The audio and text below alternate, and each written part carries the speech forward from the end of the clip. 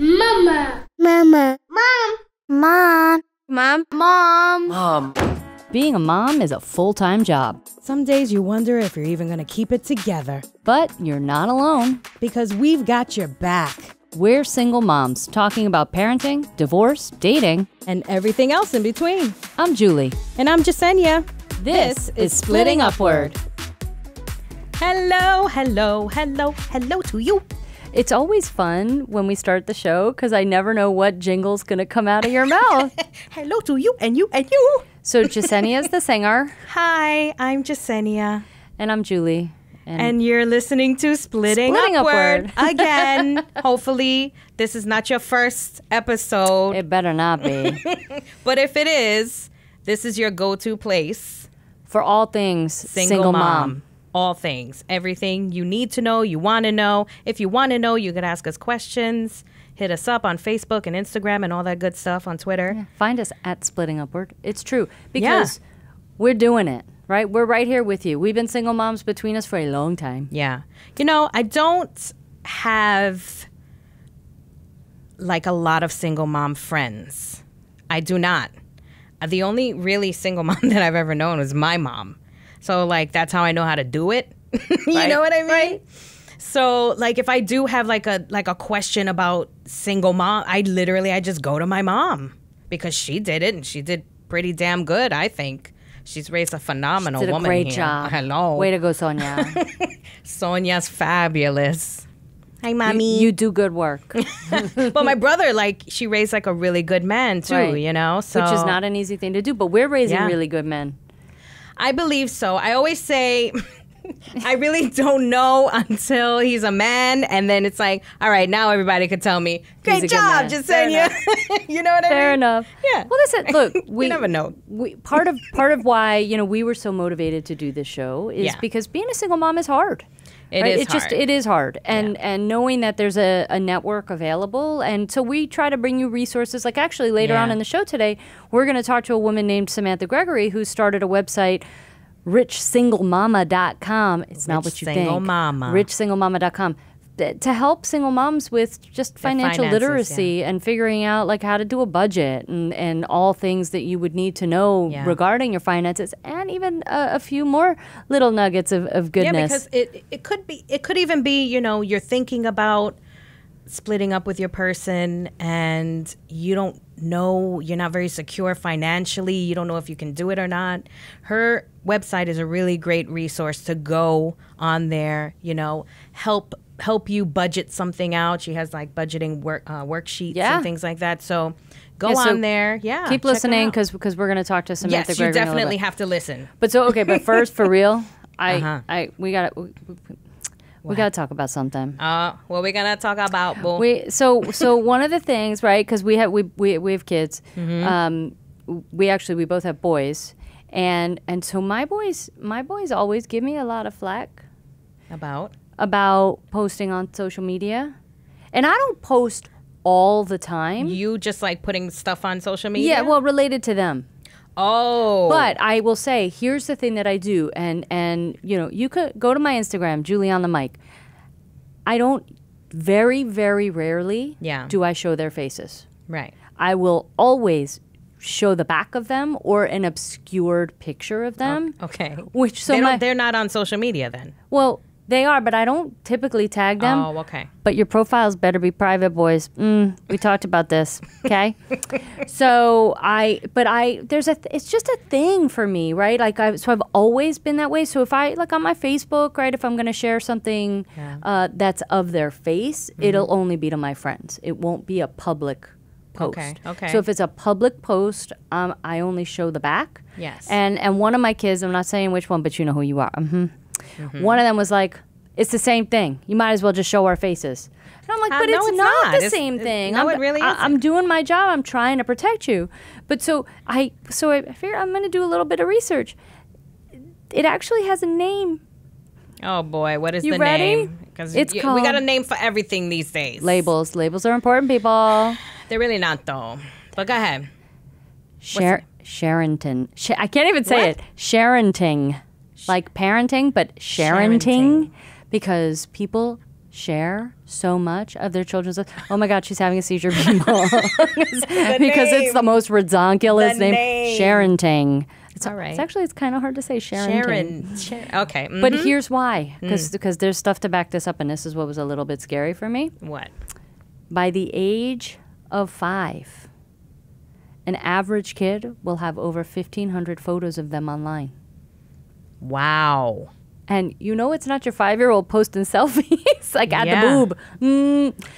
It's the parents doing it. So that kind of freaked me out a little bit, which is good in the sense that I don't put their faces online. They might, do their little selfies, whatever, but I don't do that. Oversharing is, I guess, it's just a thing in general.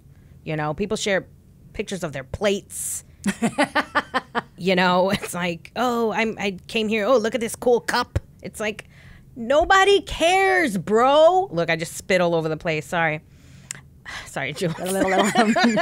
But okay, hazard.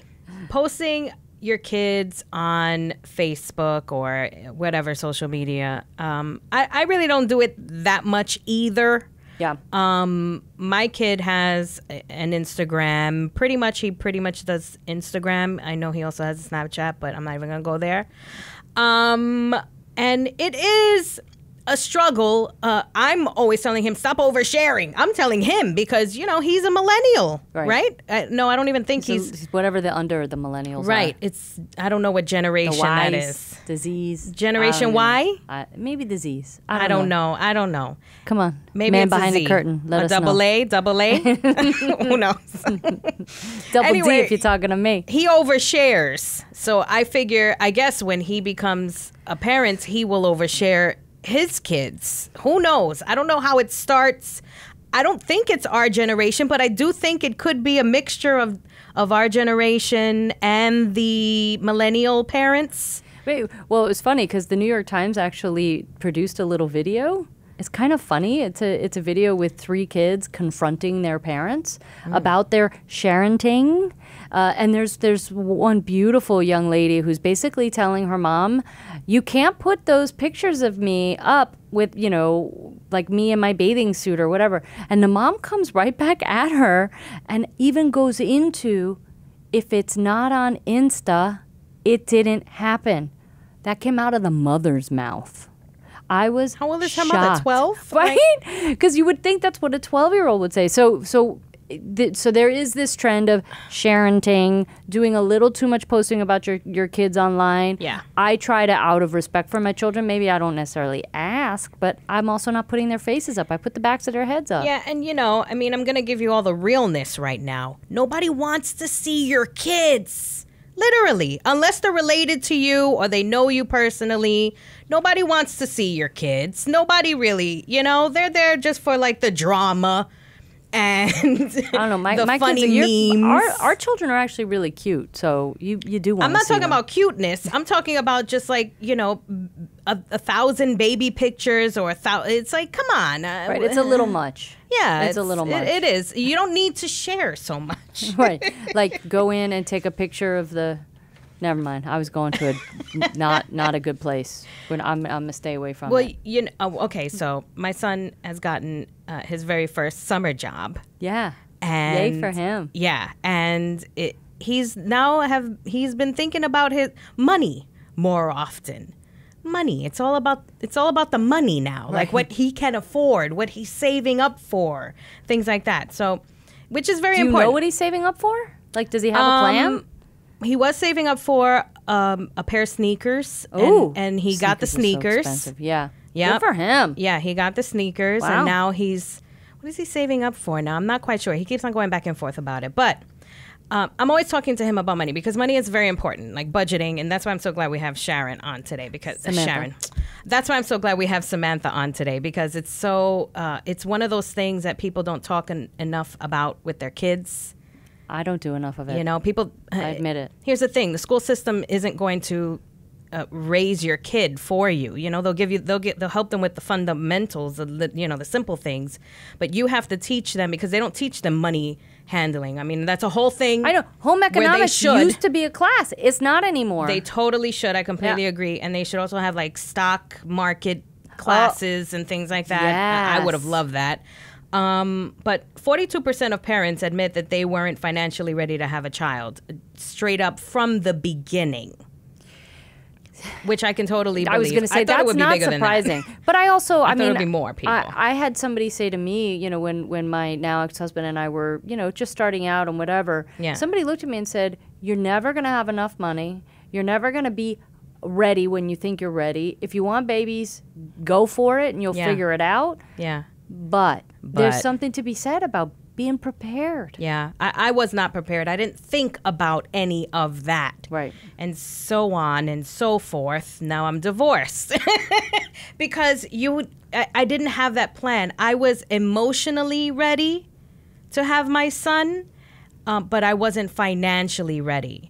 And it's funny because my son even told me, he said, you know, you should have had me when you were like 30. So that way you can be more prepared, you know, maybe with have your a little money. more savings. My son told me this, and it's like, what? Who are you, dude? Did you ground him? It's like, but then you wouldn't be born, right? You know, you wouldn't be who you are. You exactly. Yeah, and that's what I told him. I said it probably wouldn't have been you. But who knows? Who knows what would have changed after that? But and it's because you don't necessarily think about, well, what happens if we split up? Right. Because you don't plan for divorce, right? Never. You expect that you're going to be together. Yes. So it's that it can be extremely overwhelming because all of a sudden now you're a single mom. Yes. Or single parent, and now you got to figure out, I got to make a whole other household work on one income. Right. And it's terrifying. Yeah, it is. So not that you want to go into having a baby thinking about what would happen if you split up, because that's not good. But you got to think about, well, what happens if they need to have a tooth pulled or they break an arm or, you know, whatever. You have to think about these things. If you're someone who has not had your children yet and you're listening to the show, hi, first of all. Thanks for being here. You know, think about the money. Think about if you're even planning on maybe getting in vitro, whatever it is, adopting, think about the money. How much will this cost me? And you can go to Samantha. Actually, yes, Samantha Gregory's website. We're going to talk to her actually right after this break, richsinglemama.com. She'll help you figure that out 100%. And it's a good thing to think about. It's real. Money makes the world go round, you know? True. Miss Samantha Gregory. Samantha started... Hi, Samantha. Thanks so much for being here. Samantha is the founder of the personal finance blog for single moms. Now, so I'm going to tell you the name, richsinglemama.com. So when I first saw that, I was like, what are we doing? What is richsinglemama.com? Yep. And then I went and I looked and I was like, it's a whole website about basically financial literacy for new single moms. So bless you. Thank you for putting this together. Yeah. A lot of moms need this. So please tell us a little bit more about Rich Single Mama. richsinglemama.com. Yes. Tell us and how you started it. Go ahead. It's kind of a tongue twister, I guess, if you're not used to saying the word mama, but I started it when I was actually unemployed, and I was transitioning after a divorce into a new life, a new way of existing, really. But all through my life, I had been doing been an entrepreneur. I've been doing side hustles, and that's been kind of one of the ways that I was always kind of making extra money. And I was looking online because I was, again, thrust into this single mom role for websites online that maybe could help me out with some things in terms of single parenthood, finances, etc. But I kept seeing a lot of websites that were really just bash sessions, hashing, pain, and I was like, maybe, especially around child support. And I said, well, maybe we need to think about things kind of differently. And maybe I can be the resource to help these single moms thrive and not just survive financially, but also use their skills, talents, abilities to make extra money on the side so they have more money at the end of the month instead of vice versa. And we know, I mean, this happens so many times, right? Yeah. You split up and then you realize my partner did all of the finances. I don't have a clue how to even get started. So what would you say would be the first step for a new single mom once, you know, she's got to get back on her feet? What would be some of the first few steps that a single mom should take? Well, I always encourage them to start taking an assessment of their income, regardless of how small they think it is. But oftentimes you may have resources that you may not even thought about in your own home, whether it's deciding to, okay, well, I'm going to sell my engagement ring or my diamond ring. I'm going to sell some furniture that I've really hated all these years, and so now I can just make some extra money from that. I can probably sell some electronics. I did this with my kids, so I bought them, of course, PlayStation type of gaming supplies and stuff like that. And I made a deal with them. I said, okay, we're kind of in a crunch, right? So we're going to bundle all these things up. We're going to sell them, and I'll give you some of the proceeds. And so that kind of helped, and that's a good way to start putting money in savings to pad your account until you really get into a position where you're able to make more money because you either got a raise, you're working a little bit of overtime, or you've upgraded your skills so you can get a better job. Yeah, and I think that just budgeting, that's one of the things that my mom taught me. And it's not an easy thing to do. Yeah, it's not an easy thing to do if you're not taught that. And my mom was very specific on teaching me how to do that. You know what's funny, though? She taught me, her daughter, didn't really talk to her son about it. Oh, interesting. Yeah, and I you know, I'm Latina, so maybe that's a whole thing. Who knows? I don't know. Sure. But do you find that what's a good way for a parent to start talking to their kids about their finances, or at least for the future? Sure. So grocery shopping, for instance, that's a great place to start because kids always are at the grocery store. They see all these different wonderful things that they want to purchase. And so with my own kids, I would ask them, okay, well, how much does it cost? And when they were younger. And so we look at pricing, we compare pricing, and then get them aware that things have value, they cost money, and we have to be able to start managing how much we want to spend. And then as they got older, here's our budget. Here's a part of the grocery bill, a grocery list for you to go and pick things out, and also to compare prices and decide what's the best price, and also take our calculators with us so that we can begin to calculate as well. Yeah. So those are good ways to start teaching them about budgeting, because in the grocery store setting, because it's food, kids love food, they love all the little snacks too, so it really gets them in the mindset of, I probably want to start thinking about how much it's going to cost us, and if I spend too much in one area, then maybe I can't buy this. Right. So. Right. If you want the Cocoa Krispies, you got to give up the Pop-Tarts. My son is just learning this. My son just got a job this year, summer job, and he's just learning. So we went out to shop, and he started looking at all the prices. Oh, man, how much is this? How much is that? Oh, man. And I said, now you know, don't you?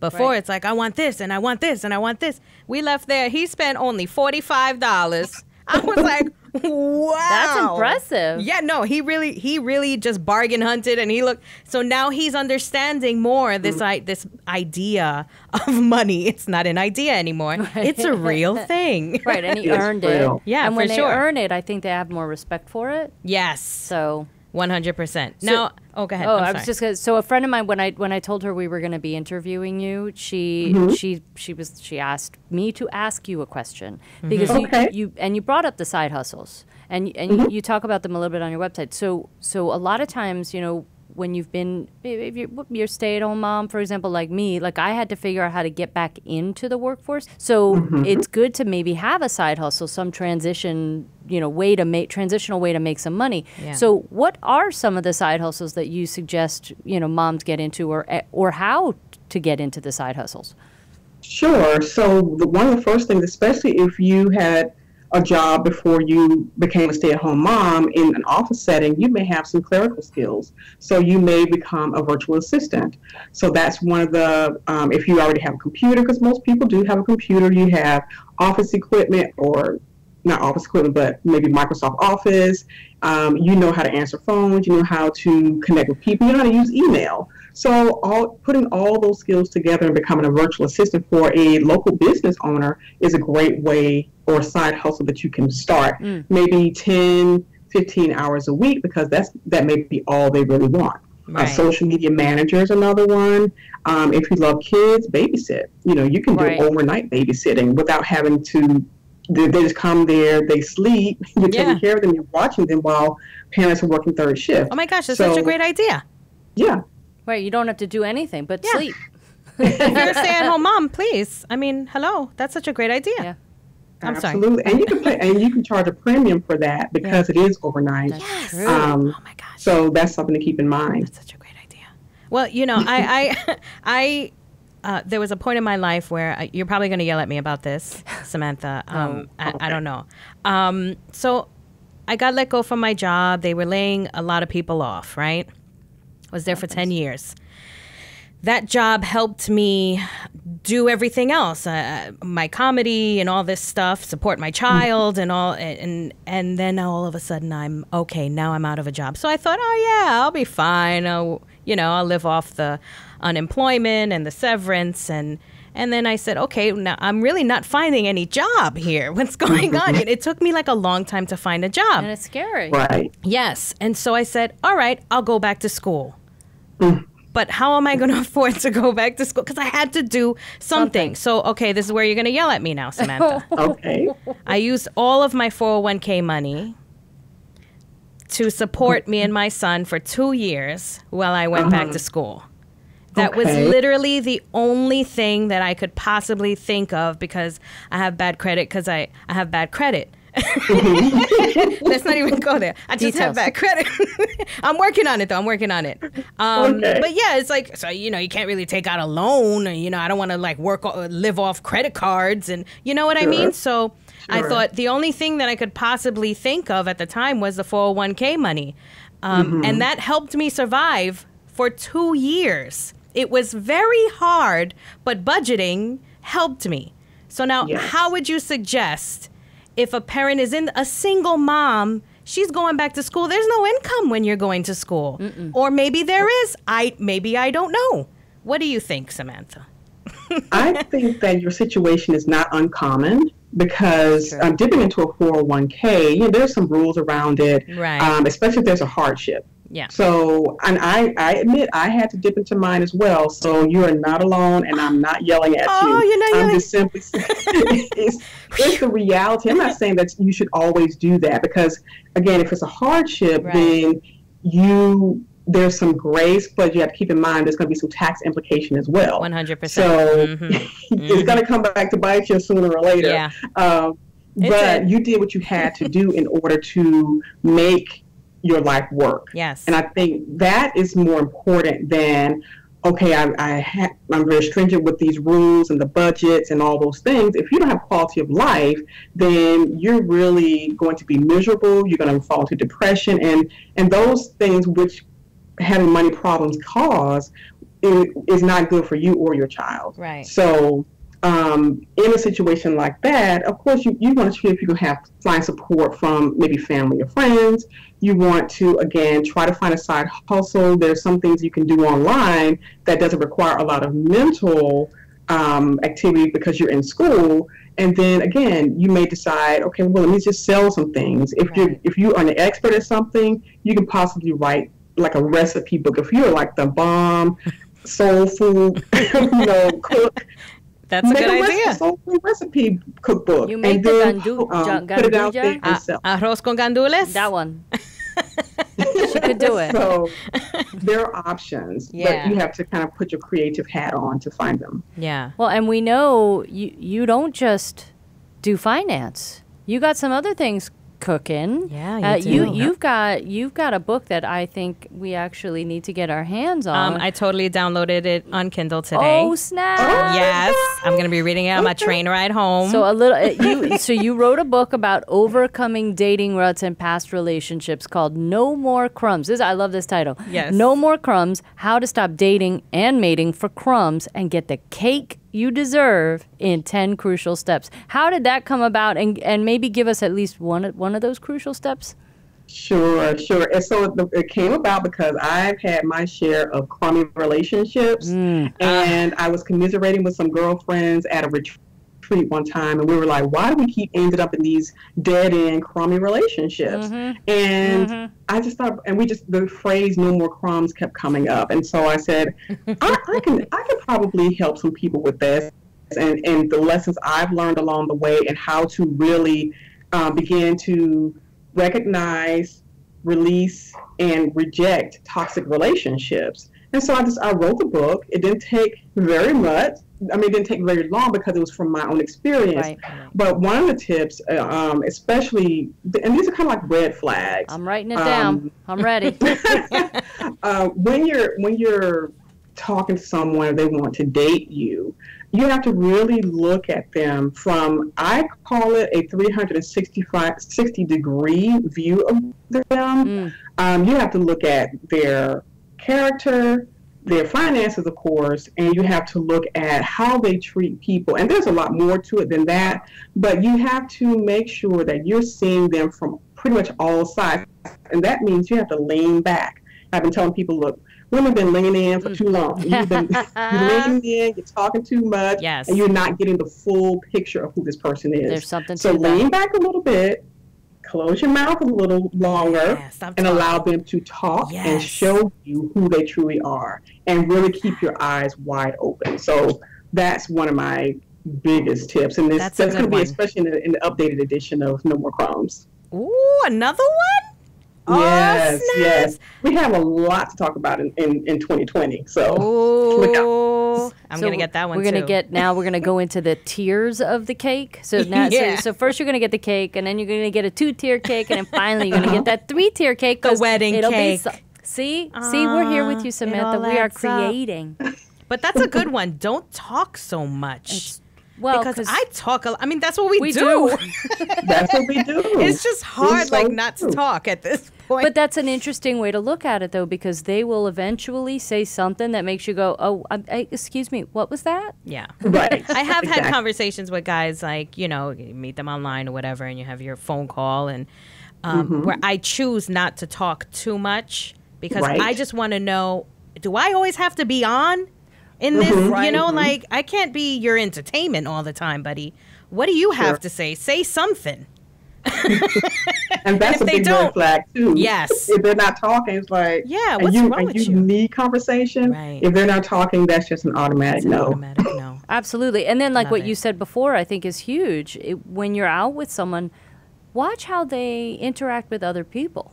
Yeah. Right? If they're rude to the waiter, if they bump into someone and don't say, excuse me, little things like that are indicative of who they are as a person. Yeah. Absolutely. So clearly I got to download the book. Yes. No More Crumbs, Samantha Gregory. I'm excited to read it. But thank you so much, Samantha. I mean, we could keep talking for hours about money and men and parenting dating and all that stuff. Well, right. So you can go to richsinglemama.com because you've got a budgeting worksheet on there that's easily downloadable. You've got all kinds of tips and wonderful articles. So, I mean, thank you from single moms. Yes. Thank you for making this resource available and for doing your part. I mean, that's what we're trying to do with this show. Right, is help single moms through the journey of single motherhood. And so thank you for being in there with us. Yes, 100%. And I feel like just budgeting in general has this whole stigma. People are kind of embarrassed if they don't know how to do it, so they don't want to seek help. Yeah. So now you have this wonderful resource that Samantha has created for you. You don't even have to tell anybody that you don't know. Just go on there in your own private time. You can Good job. You can clear your browser Samantha. history when you're done. RichSingleMama.com. Samantha Gregory, thank you so much for being here with us on Splitting Upward. Thank you so much for having me. So good to see you. Bye-bye, Samantha. Look, I'm going to go on that darn website and I'm going to learn some stuff because I want to be on her Rich Single Mama crew. Rich Single Mama crew. Got to get the crew name right. Let's do it. And so I actually had the opportunity to ask a question that a friend had wanted me to ask. Yeah. And so that's one of the things we do here at Splitting Upward. We answer your questions because I know you've got a lot of them. Being a single mom, you wake up every day, something new's happening. I have a lot of questions, too, about being a single mom. So these questions also help me out, too. Exactly. So thank you. We're going to do some Q&A right now. Yeah. Listen to questions. Here we go. Lindsay. At what age should I start letting my child have an Instagram account? Oh, boy. This kind of ties into your My Sharon Sharon-ting. ting. Sharon That we discussed at the top of the show, Sharon Ting. Because this is a tricky thing, right? I used to use the Facebook rule because Facebook said you had to be 13 to have an account. So I used to always say, nope, you got to be 13, got to be 13. But I have 3 boys, and they call me on this all the time. What? So my oldest, I'm super strict. You don't exist. You don't exist in the internet world. You don't get to have a platform. You don't get to nothing. Then the middle one, all right, you know, when you're 15, maybe we could discuss it. And then the little one, it's like, here's a phone, here's a tablet, here's an iPad, here's whatever you need, just do it. Yeah. Right? Because but you're on the 3rd child. It's like, look, whatever happens at this point. So I think at least 11, which to me is still really young. Yeah. I would still say 13 and then monitor it. Like I have rules. Yeah. You got to let me follow you, even though I know you have a Finsta, all of you. So don't try to play. Finsta is a fake Instagram. Right? If you didn't know, they're out there. Look.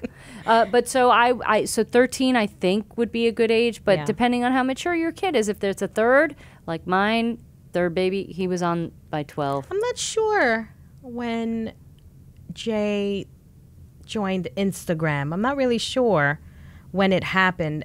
I don't think it's been that long though. You know what I mean? Yeah. He's 16 now. I think it was maybe around when he was, I would say 13. I would say around there. So I think, and he handles it, right? Yeah, I mean, you know, he's into his body and physical fitness. So look, I can't even. I don't even want to talk about it. That's how I am about it. Okay. It's like, look.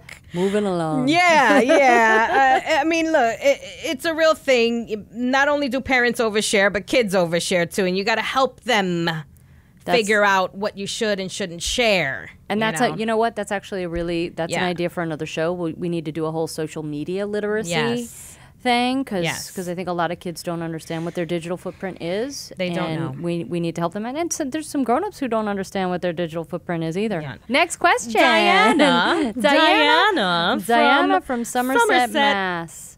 Is this Massachusetts? Yes. Massachusetts. So she says, I want to start dating again, but my kid doesn't want me to. Wah, wah. How can I make both of us happy? First of all, Diana, be the parent. Let's just start there. Okay, your kid doesn't necessarily get a say in what happens in your life. Yeah, and right? like the great Bon Jovi says, "It's my life, and it's now or never. I ain't gonna live forever." There we go. Ooh, you got that was a good Bon Jovi right there. Thanks. I like it. I try. That was good. So no, but for you know what? You don't tell us how old your kid is. But again, I'm gonna assume, I'm gonna hope for you. For the betterness of your kid, that there's another grown-up involved, in the sense that you get time alone where your kid goes to their other parent's house, or kid goes to grandma's house, like or you whatever. Can't take your kid with you on a date. You date, the kid does not need to know. It's none of their business. Yeah. Got it? I mean, unless you're taking them with you on dates, and that's a problem. Then listen to your kid. It's a big problem. But if you're not, go on your date. Yeah, it's none of your kids' If you could get one, good luck. Be a grown-up. Good luck with that, because look, it's tricky out there. It's a crazy world out there. Okay, we in this together though. We in this together. All right, that's it, Diana. That's for you. Yeah. All right. So our last question from Anonymous. My ex-wife says she doesn't want my parents around our son.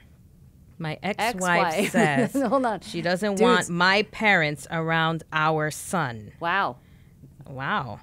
My dad smokes, but doesn't smoke around his grandson. My ex-wife says she'll take me to court if she finds out that my dad is anywhere near our child, even though he's an amazing grandfather.